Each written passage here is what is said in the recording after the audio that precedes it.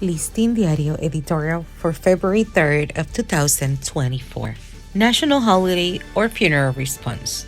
More than a date of national joy, the anniversary of the bicentennial of the Dominican Republic in 20 years could become a liturgy of funeral response to an unfinished feat.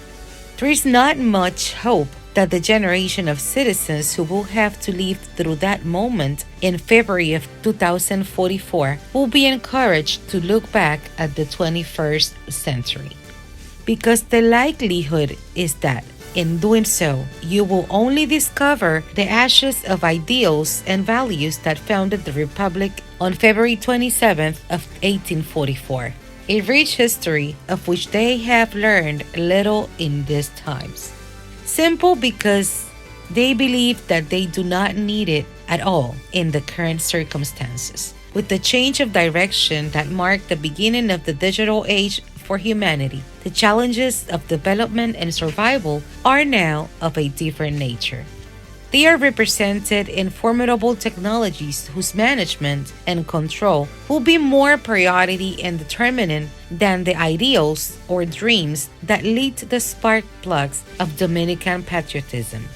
If in 1844 the aspiration of the people was to build a nation with its own identity, with freedom, with institutions and powers that will regulate their coexistence, today, and looking to the future, very different ones are those that the new generations embrace. The concept of homeland, that is, the native land that must be loved, cared for, made to prosper and grow in order and peace, will not have the same meaning for the day of the bicentennial that it had before for us. When we reach 2044, the world, with all its digital natives connected to devices that will supply a good part of their intellectual and physical exercise, will be spinning under a technological bubble that will dictate and program their steps.